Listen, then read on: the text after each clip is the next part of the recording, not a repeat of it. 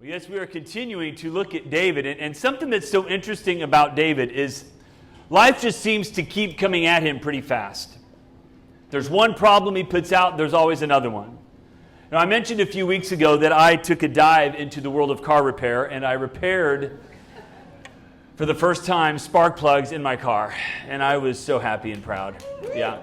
And the interesting thing was, when I got the check engine light checked originally, they said there's something wrong with the spark plugs, but there's also another issue. But I repaired the spark plugs and the car ran fine, so I just stopped there. Car ran well for about a month, and then one of my boys said, "Dad, it's not running well." Check engine light was back on, and I went back. And what's really interesting is it's so like life, where we think we've fixed one problem, and then right after that, there's another one. Do you know what I'm talking about? And we have to put out another fire because life keeps coming at you fast. Well, just a little side note, it was the ignition coils that were wrong. That was the easiest repair I've ever done. I literally blocked off all of Tuesday night, like it's going to take me hours to do this. I've got to get to work. I literally, I think it took 10 minutes. I went in and go, I'm already done. I don't even understand this. I could not believe, and then I was like, surely it can't work. And it works, so there you go. Anyway, life keeps coming at you. And it seems like we get over one thing, and maybe we don't solve it correctly or the right way, and before long the fire bursts again. And you kind of see that with David. Is he had tried his way, but it's not quite working. And let me just tell you this. As I wrote my notes, I put this, and I don't even know why, but I think I've mentioned it before. But the enemy would want nothing more than for you to lose your trust in God. He would want nothing more than for you to walk away, to discourage you to the point of throwing up your hands and giving up. That's what the enemy wants. And as I put that early on in the week, and so obviously it's for somebody here, and I give you one word of advice: don't. Don't. You think about the songs we were singing today. We serve a waymaker God. We serve a God. I trust in God. And so as we continue to dive into David, what I think is so neat about him is all that he went through in life. It's so easy to remember the highs, the great stories of his life, but as we're diving in deep to his story, we also see the very humanness of David, which we can all relate to. We've already seen in his life, you've had in him the hopelessness of despair. David's been afraid. He's had fear. David's been isolated, and he'll even be more isolated today. So in that, David's been alone. But he's also had victory after victory after victory in the mountaintops of life. You see, David is a man after God's own heart, to be sure. But there are those times in his life where he went after his own heart. And that's when he found himself in some dire straits. So as we've seen in David so far, as he's been escaping King Saul, a.k.a. The Great Escape, which is a great movie. Anybody seen that one? My dad's favorite movie of all time, right there. It really, still to this day, nothing will budge him from that or The Sting. There you go. You know a little bit about my dad. Saul is gone, David went to Nob. He went to see the priests. He picked up some supplies. He got some bread, and he got a weapon. He got Goliath's sword. He then last week went to Achish. He went to the king of Gath, and as we looked, the very home of Goliath is where David found himself, a very godless land. He was in the land of the enemy. His stay there wasn't very long, for the king, along with the people of the land, did not trust David. So David pretended to be crazy long enough to get them to throw him out. I find so ironic and so heartbreaking about that time in David's life is he literally tried to fit in with the enemy. He tried to befriend the enemy. He compromised truth to try and save himself. That never works long term. You may get out of the situation for the time being, but it won't last. And beyond that, when we begin to compromise what we know to be right, there is no peace. There's no lasting peace, as David quickly found out. So this is what's going on in David's life. All of this is going on. And he's tried to save his life by lying, by acting this way or that way. And so finally he gets pushed out of this godless land. And we find David in 1 Samuel 22, the very first part of that verse, it says this: David left Gath and escaped to the cave of Adullam. He never completely loses sight of God, and he goes to the cave of Adullam. And this is where the story begins to change, and this is where I dare say, this is where David's life begins to change. For he flees to this cave in utter despair. He's been protected time and time again by God, but now he goes to the cave. He tried to find peace and safety in the land of the enemy, but now he finds peace and solitude in the cave of refuge. For we know he can't go home. He can't go to the palace. He can't go to see the prophet Samuel or even Jonathan. So he could go to a humble cave and find refuge. And in this cave, David prays and seeks God. Caves can draw us to God when we get to the realization that it has to be Him. We finally cry out, "You are our refuge." Because see, Adullam means refuge. And that's literally where David goes, the cave of refuge. And some of us need to make sure we get there and cry out, "You are our refuge." For caves can be great classrooms in the school of faith and prayer. Charles Spurgeon observed that David prayed while he was in that cave.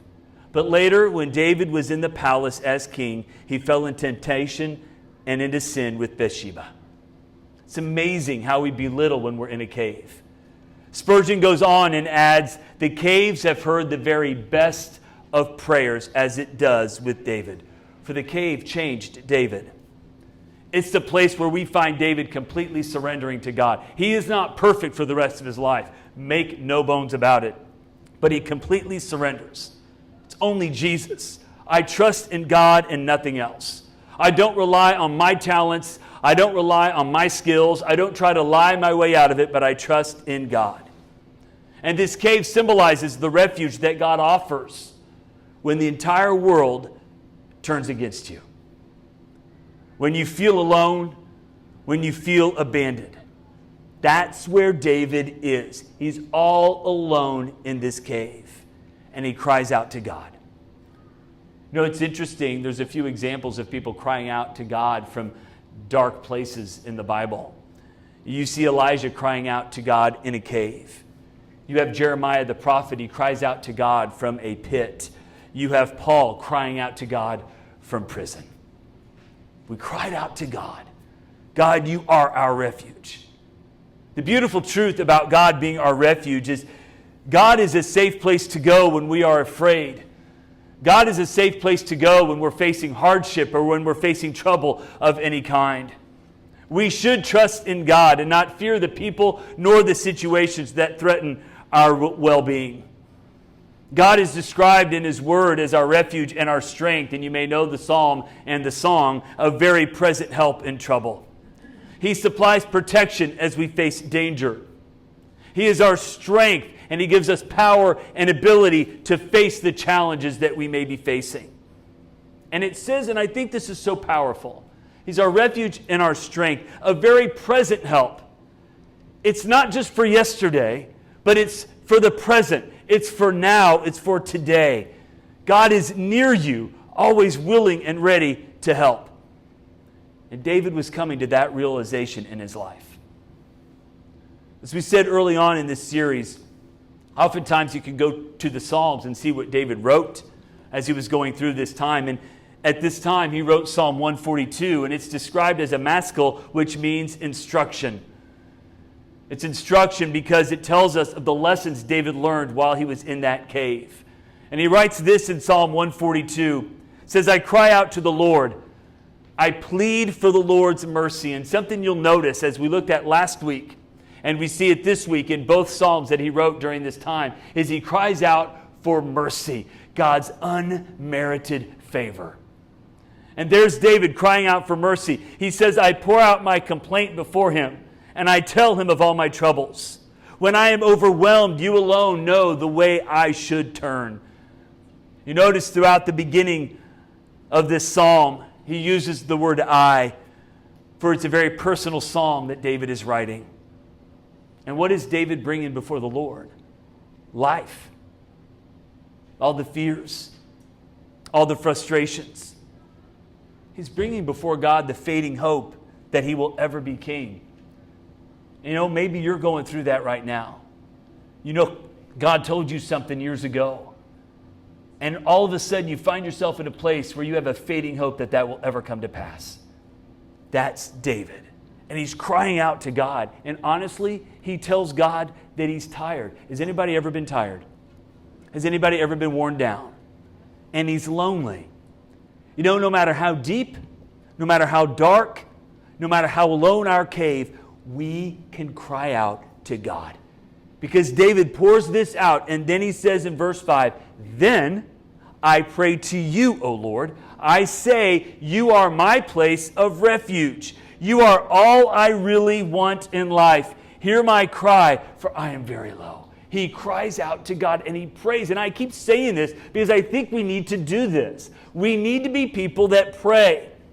It is okay to come to God time and time and time again, even if it's for the same issue. D.L. Moody once said, "God is not bothered by our constant coming and asking. The way to trouble God is not to come at all." God is not like us. Thank God, right? He doesn't get bothered when you come to him each and every day. David flat out admits he's in deep water, that he's in over his head. It isn't supposed to be like this. Or was it? Either way, it's hard. But in that cave, David surrenders to God. He begins to hear from God. And before long, what is so powerful is other people begin to join him. David was receiving this comfort from God, and in turn is able to comfort those who join him in that cave, which is literally a description of what Paul writes about in his letter. You and I receive comfort so that we can comfort others, and that is what David does. David Brandon says you have this section. It's a complaint followed by faith. It's desperation followed by praise. It's loneliness followed by fellowship. We can learn a lot from a caveman. And that's what we see right here.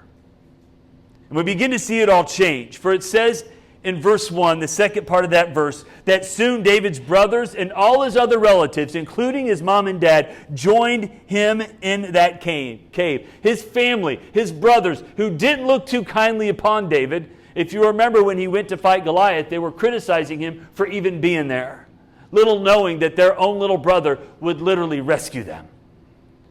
And all of a sudden, they're coming to join David. Then others began coming, men who were in trouble or in debt or were just flat out discontented, until David was the captain of about 400 men. Sounds like some peachy people, right? Give me all of these people. These 400 would be described in really good words as the rabble of society. But when you look at each description of these men that came, I would venture to say that we can identify with at least one of these groups, if not all three. First group, it says they're troubled. That word means distressed. That word means in anguish and in dire straits. Let me tell you something. Sin in our own lives and sin in the world around us brings stress, brings anguish. We have pressures all around us. Many of you, if not all of you, came into church today with something pressing on you. Right? Or is it just me? Something was pressing on you. And I love how it's just not just regular anguish, but it's spiritual anguish. We should be troubled by what's going on, right? We should be. We know the way, the truth, and the life, and we see the world drifting farther away. They were troubled, and they came to David. It says the indebted came. We push ourselves financially, but it really goes beyond that. We deplete not only our financial resources, but we begin to push ourselves physically and emotionally. Truth of the matter is we can't be all things to all people no matter how hard we try. And we even begin to deplete ourselves spiritually, not filling up as we should to keep going. And this has a very simple remedy, something I will mention twice today, so be ready. Spend time with God. We are in a world that is not really for us, a world that can easily deplete us. And we become depleted spiritually so quickly, and I don't think we even realize how quick it happens. For right when you walk out that door today, you are hit by something that can deplete you spiritually. We look at our phones and we start looking at what's going on in the world, and before long we're depleted spiritually. I know only one way to get filled back up, and that is to spend time with God. There's only one way. We can try many other ways, but unless you get alone with God, you'll be depleted spiritually. And if you don't have, how are you able to give? You see, David had spent time in that cave crying out to God. So when all these people that were in this situation came to him, he was able to comfort them and build them up. Why? He'd been with God. It makes all the difference in the world. So you have the troubled, you have the indebted, and then you just have the flat-out discontent. The bitter. Isn't that fun? Be around a bunch of bitter people. Woohoo! These men knew the bitterness of life, and they were not satisfied with their lives, or let's just be honest, they were not satisfied with King Saul. For as we will see, this man has gone off the deep end, as we will see this morning. And they knew it. He was overtaxing the people. It was not a good situation to be under this king. And these men wanted something different and something better, and God called them to the cave where David was, the cave of refuge. These men all had one thing in common. They had faced or were facing adversity. They were pained souls with absolutely nothing to lose. And what's so beautiful about what these men did is they were literally leaving one kingdom for another, which is a portrait of what happens when we leave the kingdom of the world, Saul, and follow Jesus, David. It's the very same thing. We may be in dire straits. We have debts we cannot pay. Let me tell you, we all have debts we cannot pay. We are discontent, realizing the world can't give us what we thought we wanted, and the only place we can go to help is God. That's us. What is so neat about these people, they come to David, and they believed in him, and they were willing to submit to him. These 400 men, some of them would go on to become David's mighty men. This rabble, with absolutely nothing to lose, David was able to mold and create a mighty band of followers. How is that even possible? How did that happen? How did they change? They spent time with David. They spent time with the giant killer and became giant killers themselves. And let me tell you something. Spend time with Jesus. Spend time with the ultimate giant killer, and you will become a giant killer in your life. But the problem is we don't do that. We've got to get back to spending time with God. It makes all the difference. And these men were changed because of that. Goes on, and here you begin to notice something. Because in 1 Samuel, they do a lot of compare and contrast between David and Saul. And you start to see it here in verse 5. You begin to see a difference. The prophet Gad went up to David and said, "Leave the stronghold and return to the land of Judah." So David went. David went. When David hears from God, as God speaks to him through the prophet, he obeys. Saul had already proven he would not do that. And that is part of the reason why the kingdom was ripped from him in the first place. David goes to the land of Judah, even though it doesn't quite make sense. Because going to Judah would be closer to Saul, not farther away. Yet he obeys. And what is Saul up to at this time? When David is gathering, and all this time David is gathering people to him, David's focus is on God and fulfilling what God has for him. Saul is the complete opposite. With Saul, it's all about him. He's paranoid. He distrusts even those closest to him. And as a result, Saul feels alone in the midst of his hundreds and hundreds of men in his army. He's so worried about losing power that he starts to level false accusations against his own people, even against his own army. You know, when fear continues to hound and plague us, we run the risk of alienating those closest to us, which is exactly what Saul is doing. I didn't mention a verse last week that was a foreshadowing, and we see the fulfillment of it this week. And this is a horrible situation that happens. And so I want to bring it up. It says this from last week. When David went to see the high priest, Doeg the Edomite, Saul's chief herdsman, was there, having been detained before the Lord. Doeg is an interesting character, and I bring it up just to show how far Saul had gone. One writer described Doeg as one of the top 10 most evil people in the Bible. That is not a good moniker, and his loyalty is to one person only, and that is King Saul. It's not to God. Why is Doeg mentioned? Saul sitting beneath a tree, throwing himself a pity party. Everyone is against me. No one likes me. I threw myself a pity party and no one showed up but me. Saul's bitterness, jealous, and anger towards David is clouding his thoughts. It's clouding his actions. So he calls this priest. Doeg said this. David went to this priest and this priest helped David. So Saul accuses this priest of conspiring against himself. And Saul strikes out at the priests. And he really strikes out at God. Saul's mad at David. He's mad at his officers. He's mad at the world. And he's so angry with God. And he has Doeg destroy all the priests and their families. All on the orders of King Saul. Doeg destroys the whole city. It is gut-wrenching. You know what's so interesting about that is if you remember one of the reasons Saul lost the kingdom was not only that he wouldn't obey, but he wouldn't obey in destroying completely the Amalekites. Remember, he left the king alive. And here he's willing to destroy his own people, his own priests, when he wouldn't do a simple task that God gave him to destroy the enemy. It's so interesting how when we get our mind clouded, what we think is right becomes wrong. What becomes wrong is right. And that's where Saul finds himself. Complete and utter confusion and disorder. One of the priests escapes, and I think it's interesting to note this. Abiathar, verse 20, escapes and flees to David. And he tells David what had happened. David exclaimed, I knew it. When I saw Doeg there, I knew he was sure to tell Saul. Now I have caused the death of all of your father's family. Stay with me. What is so interesting about David is he acknowledges his role in the slaughter. It's like, look, it was my fault. He doesn't deny it. It's like, look, I never should have lied. I never should have left. I never should have gone. I never should have covered up why I was there. He admits his role in it. But it's so powerful about David is he doesn't wallow in his mistake. He moves forward.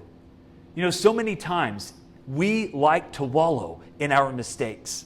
We like to wallow in our bad decisions. We like to wallow in our sin. We like to wallow in our bad situations. David sees it. It's like, I made a mistake. Let's move forward. We've all made mistakes. We've all made them. I don't want to stay in them because all they do is cause anxiety. All they do is cause stress. All they do is cause fear. And I don't move forward because I'm so regretting what I did back there. Don't wallow in it. David moves forward. You admit it and you go. It's a clean slate. Which is why we hear His mercies are new every morning. We should be so thankful for that. God, thank you that today is a new day, brand new, everything's new. So David moves forward.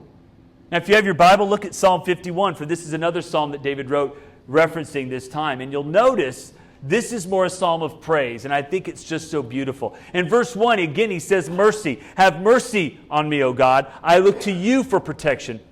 I will hide beneath the shadow of your wings until the danger passes by. The ESV says, for in you my soul takes refuge.